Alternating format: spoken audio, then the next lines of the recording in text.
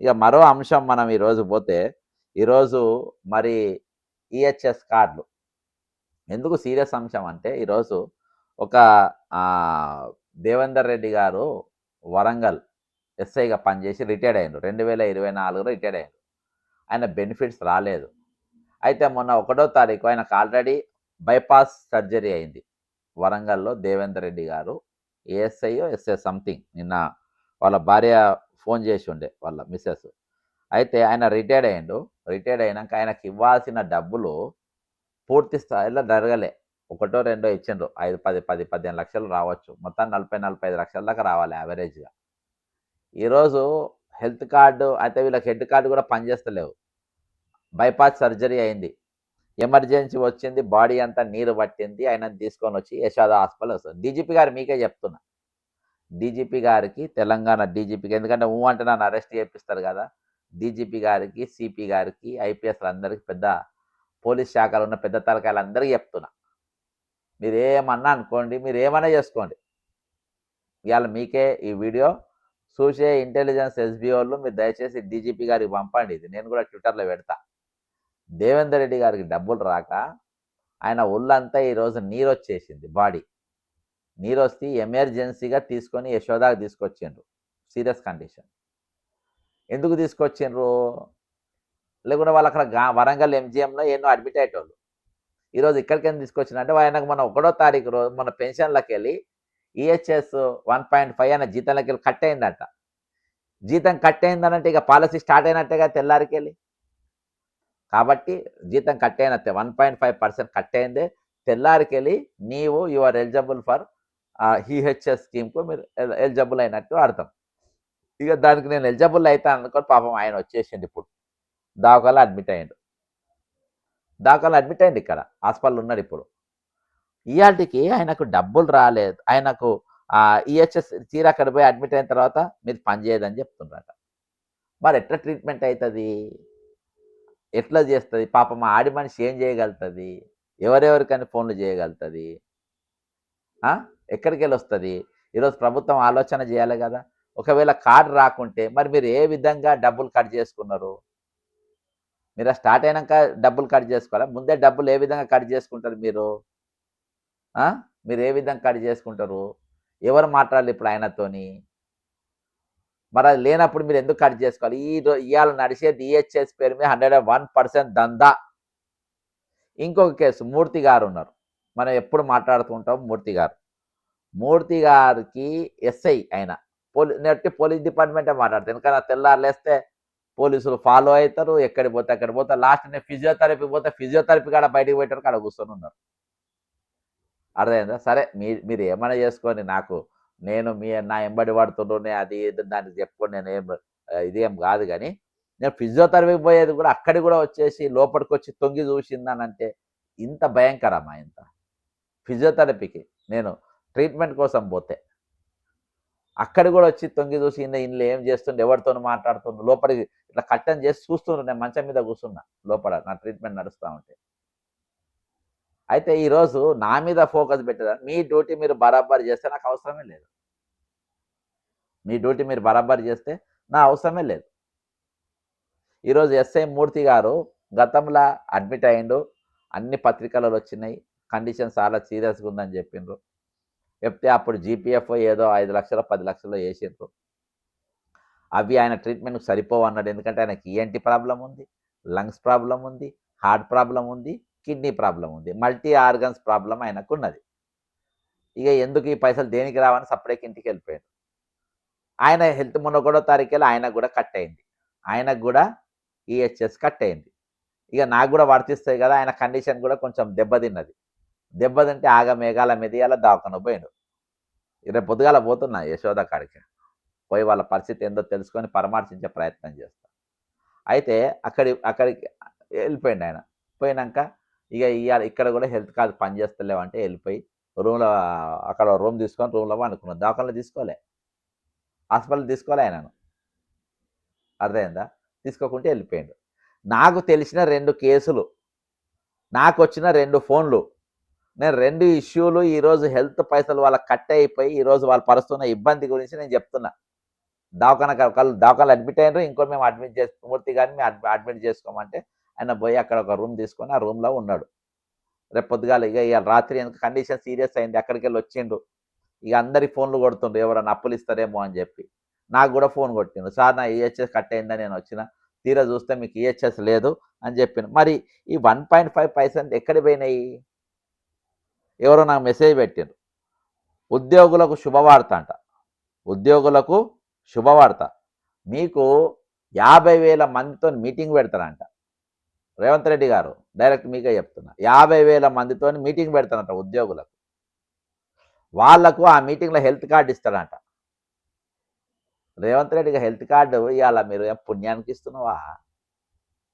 నువ్వు డబ్బులు కట్టగానే వెంటనే ఇవ్వాల్సిన పైసలు నువ్వేమైనా పుణ్యానికి ఇస్తున్నావు? నువ్వేమైనా దానం చేస్తున్నావా? నువ్వేమైనా దానం చేస్తున్నావా? ఈరోజు 50,000 మందితో మీటింగ్ పెట్టి నువ్వు ఇవన్నీకి నువ్వు ఉచితంగా వాళ్ళకి ట్రీట్మెంట్ అందించే ప్రయత్నం చేస్తున్నావా? కాదు కదా. ఈరోజు వాళ్ళు దాచిపెట్టుకున్న పైసలు ఆల్రెడీ ఒక నెల తినేసిన, ఈ నెల పనిచేస్తలేనంటే ఈ నెల డబ్బులు నువ్వు తిన్నట్టే. ఈ నెల డబ్బులు నువ్వు తిన్నట్టే. మరి ఆ డబ్బులంతా ఎటు పోయినట్టు? ఈరోజు ఆ పైసలన్నీ ఎక్కడికి పోయినట్టు? ఆ పైసలన్నీ ఆ డబ్బంతా ఎవరు దిగమింగినట్టు? అర్థమైందా? అంటే ఈరోజు మీరు ఇష్టానుసారంగా ఈరోజు రిటైర్డ్ అయిన పైసలేమో అడిగే పైసలు డిఏలు కానీ పిఆర్సీలు కానీ రిటైర్మెంట్ బెనిఫిట్స్ కానీ అదే రోజు ఇవ్వాల్సింది, లేకుండా నెలకో 2 నెలలకో ఇవ్వాల్సింది ఈరోజు 2 ఏళ్ళు గడిచినా ఇయ్యరు. 5 పిఆర్సీ 5 డిఏలు ఇయ్యరు, పిఆర్సీ ఇయ్యరు. ఈరోజు ఇది హెల్త్ కార్డు ఎవడో అడిగినట్టు ఎవడో దన్నా, అలా నీకు లాభం ఉంది కాబట్టి. ఈరోజు ఒక్కొక్క ఇంట్లో ఇది ఒక పెద్ద దందా. ఈహెచ్ఎస్ ఇది బిగ్ మాఫియా, అదే పెద్ద స్కామ్ ఇది. ఇవాళ అండర్టేకింగ్ లేకుండా ఎట్లా కట్ చేసుకుంటావా నువ్వు నా జీతంలోకి వెళ్ళి? ఇవాళ దాదాపు ఒక 10% భార్యాభర్తలు ఇద్దరు జాబ్ చేస్తారు. భర్తకు ఉంటుంది ఇవ్వచ్చు, ఇద్దరి దగ్గర ఎట్లా కట్ చేసుకుంటావు? ఒక దాంట్లో భార్య భర్త వాళ్ళ ఫ్యామిలీకి ఉంటారు కదా, కనీసం ఇద్దరని ఉంటారు కదా, ఇద్దరి దగ్గర ఎట్లా కట్ చేసుకుంటావు? మరి మీకు అవసరమా లేదా? మీరు అండర్టేకింగ్ ఈమని తీసుకోవాలి కదా. ఈ కుబేర్ పుణ్యానికి దొరికింది. రామకృష్ణారావు సందీప్ కుమార్ సుల్తాన్ అని చెప్పిండు, అందరి జీతాలు కోత పెట్టిండ్రు. ఇవాళ దవాఖానల కాడికి పోతే వాళ్ళ ట్రీట్మెంట్ లేవు. ఈ స్కామ్ కాకుంటే ఏంది? వాళ్ళ డబ్బులు నువ్వు ఏ విధంగా దొబ్బుక తింటావు, ఏ విధంగా దోచుకొని తింటావు? మళ్ళీ ఈ కార్డు ఒక నెల మీ డబ్బులు దొబ్బుక తిని ఫస్ట్ మంత్ పైసలు తినేసి నెక్స్ట్ మంత్ ఫస్ట్ మళ్ళీ కట్ అవుతాయి. ఇప్పుడు నువ్వు 50,000 మందితో హెల్త్ కార్డు ఈయన ఫ్రీగా ఇచ్చినట్టు, పుణ్యానికి ఇచ్చినట్టు. వాళ్ళ పైసలు వాళ్ళ కాగా ఇంకా మీకు పైసలు మిగులుతాయి రేవంత్ రెడ్డి. అర్థమైందా? దాదాపు ఒక 25-30 లక్షల మంది జీతాలలోకి వెళ్ళి 1.5 కట్ చేసుకొని దాదాపు 4-5 వేల కోట్ల రూపాయలు ఈరోజు ప్రభుత్వానికి వస్తాయి. 1,000-1,500 కోట్లు నువ్వు ఈహెచ్ఎస్ కింద కడతావు. మిగతా పైసలు నీకు మిగులుతాయి. ఇంకా దాదాపు ఒక 3,000 కోట్లు నీకు మిగులుతాయి. అంటే ఇలా నీ ప్రభుత్వ ప్రజలు, ఉద్యోగులు, రిటైర్డ్ ఉద్యోగులు, పెన్షనర్లు వీళ్ళంతా నీకు పుణ్యానికి ఇస్తున్నట్ట, లేకుంటే వాళ్ళకి ఇస్తున్నట్ట? ఈరోజు ఇవి ఉద్యోగ సంఘాలు అడిగాయి. 207 సంఘాలు, 270 సంఘమ్స్ ఉంటాయి. ఏ సంఘం కూడా ఇది అడగదు. ఎందుకు అడగదు? ఇది దేనికోసం అడగరు? కాబట్టి ఇది జరుగుతున్నటువంటి దందా, ఇది జరుగుతున్నటువంటి మోసం ఈరోజు తెలంగాణలో. ఈరోజు ఉద్యోగులు ఈరోజు కార్డు పైసలు కట్టయినాక మాకు ట్రీట్మెంట్ అని పోలీసులు పడుతున్నావు. ఇద్దరు కూడా నేను పోలీస్ డిపార్ట్మెంట్ గురించి చెప్తున్నా. నన్ను ఆపేటప్పుడు, నేను ధర్నా చేసేటప్పుడు కానీ, లేకుంటే ప్రశ్నించేటప్పుడు కానీ, నన్ను ఆపేటప్పుడు పోలీసులు నువ్వు చెప్తున్నా, ఫస్ట్ మీరు ఆలోచించుకోవాలి.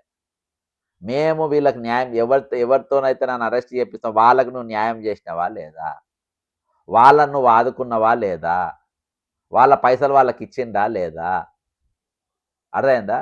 ఈరోజు అవన్నీ ఇచ్చిన తర్వాత మీరు అప్పుడు నన్ను పట్టుకోవాలి. అరే లేని పబ్లిక్ను బట్కాయిస్తుండు, జనాన్ని ఇది చేస్తుండు, ఎగేస్తుండు అని చెప్పి అప్పుడు నన్ను మీరు పట్టుకోవాలి. అసలు మీరు చేసేటి అన్ని తప్పులు. ఆ తప్పుల గురించి ఎవడు మాట్లాడినప్పుడు ఒక బీజేపీ మాట్లాడది, బీఆర్ఎస్ మాట్లాడది, ఎల్లయ్య మాట్లాడు, మల్లయ్య మాట్లాడు, పోషయ్య మాట్లాడు, ఆ రాముడు మాట్లాడు, ఈ రాముడు మాట్లాడు, కోదండరాముడు మాట్లాడు, దేశం కోసం ధర్మం కోసం అనే పార్టీ అది మాట్లాడి, ఎవరు మాట్లాడినప్పుడు నేను మాట్లాడడానికి ముందుకు వచ్చిన. వాళ్ళందరూ మాట్లాడితే నేను మాట్లాడాల్సిన అవసరం లేదు. ప్రభుత్వం తన పని తాను పారదర్శకంగా చేసి బకాయిలు లేకుండా కనీసం వాళ్ళ వైద్యమాన్ని అందించేటట్టు చేస్తే అది కూడా మాకు అవసరం లేదు. 99 మంది రిటైర్డ్ ఉద్యోగులు మరణించారు. ఇయాల్టికి వాళ్ళ పైసలు ఇయ్యలేదు. ఈరోజు ఉద్యోగంలో ఉన్నానన్న ఎవరైనా చూస్తే రూ. 4 ఇస్తారు. రిటైర్డ్ అయినోడిని చూసి ఎవడు అప్పిస్తాడు? వీళ్ళ బెనిఫిట్స్ రాలేదని తెలుసు. వచ్చే సగం జీతం అని తెలుసు. 1,00,000 రోగాలు ఉంటాయని తెలుసు. వీళ్ళకి నేను అప్పెందుకు ఇయ్యాలని వాడు అప్పియలేని ముడితే అదే పరిస్థితి. రాజీలో కూర్చొని ఫోన్లు కొడతా ఉన్నాడు అందరికి. ఎంతుంటే అంతి, ఎంతుంటే అంతి, ఎంతుంటే అంతి. ఎందుకంటే పరిస్థితి రోజు దిగజారుతుంది ఆరోగ్య పరిస్థితి. ట్రీట్మెంట్ ఆయన యశోలు తప్ప వేరే తక్కువ చేసుకునేటట్లు లేదు, వేరే పరిస్థితి లేరు. కాబట్టి ఈరోజు ఇన్ని తీర్ల మీరు ఇంతమందిని ఆడిపోసుకుంటా 3 అంశాల గురించి ఈరోజు మాట్లాడే పరిస్థితి నేను వచ్చిందనంటే ఎటుపోతుంది? Where are the opposition parties. ఈరోజు ఒకడు కులం పెట్టుకొని ఒక పార్టీ, మతం పెట్టుకొని ఒక పార్టీ. అరే అన్ని మతాలు అన్ని కులాలు ఇక్కడ ఏడుస్తున్నాయిరా బాబు.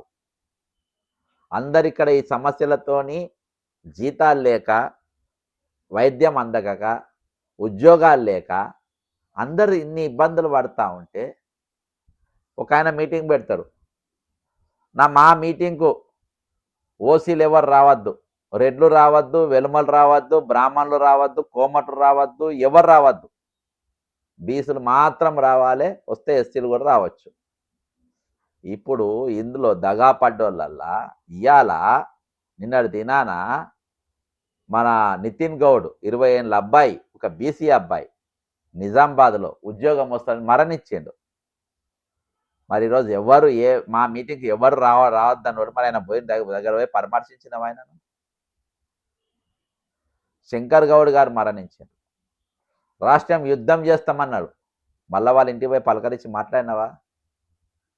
ఈశ్వరాచారి నేను ఆఫీస్ ముందు తగలపోయి మాట్లాడినావా? ఈరోజు అవుట్సోర్సింగ్ ఎంప్లాయీ జీతాలు రానోళ్ళు 90% బీసీలు, పోయి మాట్లాడినావా?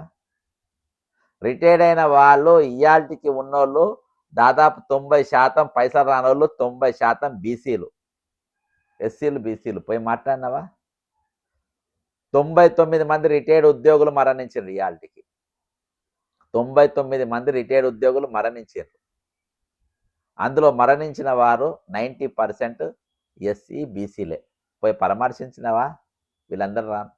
ఇదంతా రాజకీయం కోసము, ఓట్ పోలరైజేషన్ కోసము, జనాన్ని ఎగేయనికి కోసము ఈరోజు ఇటువంటి డైలాగులు కొడుతూ ఉంటారు. ఈరోజు మానవత్వం అనేది ఇంపార్టెంట్. మనిషి దేవేందర్ రెడ్డి గారు ఇప్పుడు దవాఖానలో ఉన్న మూర్తి గారు, వాళ్ళు ఎవరు, ఎక్కడి, వాళ్ళ ముఖాలు నాకు తెలుసా? వాళ్ళని చూసినా నేను? ఇలా మనము రోడ్డెక్కినప్పుడు, మన రాజకీయాలను దిగినప్పుడు, లేకుంటే మనము ఒక యాక్టివిటిస్ట్గా ఉన్నప్పుడు క్యాస్ట్ చూడొద్దు, కలర్ చూడొద్దు, రిలీజియన్ చూడొద్దు, ప్రాంతం చూడొద్దు, ఏది చూడొద్దు. మానవత్వంతో మాట్లాడాలి. అది పదవి ఉన్నా లేకున్నా వాళ్ళకు నాయకత్వ లక్షణాలు ఉన్నట్టు మీ అందరికి చెప్తున్నా. మీకు బుద్ధి చెప్తున్నా, గడ్డి పెడుతున్నా, దయచేసి చెప్తున్నా. ఈరోజు ఒకళ్ళ పైన ఇష్యూస్ పైన మాట్లాడు. నేను ఈ మధ్యలో వ్యక్తిగతమైన ఇష్యూస్ పర్సన్స్ పైన నేను అటాకింగ్ ఒక పవన్ కళ్యాణ్ తప్ప నేను వేరే చేయలే. అది కూడా ఒక ప్రొఫెసర్ అని దానికి మాట్లాడినాను కాబట్టి, ఆ ఒక రౌండ్ టేబుల్ పెట్టింది కాబట్టి పోయినా నేను, అంతే. అన్ని నా సబ్జెక్ట్స్ తప్ప వేరేదేమి ఉండదు. అది కూడా నేను పోవద్దు. ఈరోజు ఇష్యూ ఇంపార్టెంట్. మనిషి ఒక ఇష్యూతో కష్టపడుతున్న దాంట్లో అది ఇంపార్టెంట్. ఖచ్చితంగా ఈ అంశం పైన ప్రభుత్వం చాలా సీరియస్ ఆలోచన చేయాలి. మేము చాలా సీరియస్గా ఆలోచన చేస్తున్నాం. మీరు ఎన్ని చేసినా, ఎన్ని ఒత్తిళ్ళు చేసినా, ఏది చేసినా, నాది ఎక్కడ కూడా ఏదున్నా ట్రాన్స్పరెంట్గా మాట్లాడే ప్రయత్నం చేస్తాను. ఎందుకంటే ఇక్కడ ప్రాణాలతో ముడిపడి ఉన్నది.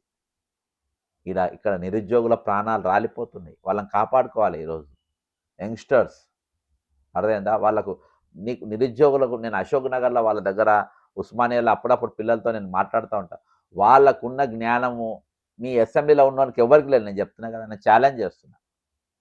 నేను నల్గొండ లైబ్రరీ కాడికి పోయినా, లేకుంటే మైబాద్ లైబ్రరీ కాడికి పోయినా, ఖమ్మం లైబ్రరీ కాడికి పోయినా వాళ్ళతో వాళ్ళకున్న నాలెడ్జ్, వాళ్ళకున్న ఇది ఈ రాష్ట్రాన్ని నిర్మించగలుగుతారు. ఈ రాష్ట్రాన్ని నిర్మించగలుగుతారు. వాళ్ళ డిబేట్ చేసిన ఆ జ్ఞానాన్ని వృధాగా పోనీయద్దు. ఆ జ్ఞానాన్ని రాష్ట్ర నిర్మాణం కోసం వాడుకోవాలి.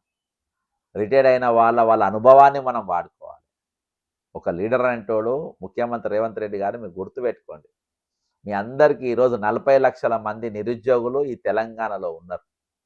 నిరుద్యోగ భృతి 101% ఇయ్యొచ్చు. ఏం ప్రాబ్లమ్ ఉండదు. ఏం ప్రాబ్లమ్ 101% మీరు పరీక్షలు రాయండి. మీకు రావు కదా! రాజీవ్ యువ వికాస పథకం పెట్టిన మంచి ప్రోగ్రామ్. అది ఇయ్యండి. ఈ రాష్ట్రాన్ని నిర్మించడానికి మీరు ఇగో ఈ పనులు చేయాలి అని వాళ్ళ వర్క్ మనం తీసుకోవాలి వాళ్ళని. తీసుకొని వాళ్ళకి ఇంత టోకెన్ మీ ప్రతి దానికి ఒక టోకెన్ గుర్తింపు మీకిస్తాం. అది ఆర్థికంగా ఇస్తారు. ఎట్లా ఇస్తారో తీయాలి. ఓహ్! ఈ రాష్ట్రం మనం వాడుకుంటుందని చెప్పి వాళ్ళు కూడా హ్యాపీగా ఫీల్ అవుతారు. రిటైర్ అయిన వాళ్ళు మీకు ఆల్రెడీ పెన్షన్ ఇది ఇస్తాం. మీకు ఇన్నేళ్ళు పనిచేసాను సార్. మీ అనుభవాన్ని దీనికోసం వాడండి అని వాళ్ళ దగ్గర ఫ్రీ సర్వీస్ తీసుకోవాలి. వాళ్ళ దగ్గర అడ్వైజర్లు తీసుకోవాలి. ఎప్పుడు వాళ్ళ బెనిఫిట్స్ అన్నీ ఇచ్చిన తర్వాత. ఆ విధంగా ఈ రాష్ట్రం అనేది నూతనంగా ఏర్పడ్డ రాష్ట్రం. ఈరోజు అప్పులలో ఇరుక్కపోయిన రాష్ట్రము.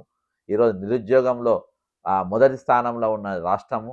ఈరోజు ఇవన్నిటికెళ్ళి మనం బయటపడాలంటే 101% మనము ముఖ్యమంత్రి గారు చాలా విశాలమైన ఆలోచనలు చేయాలి.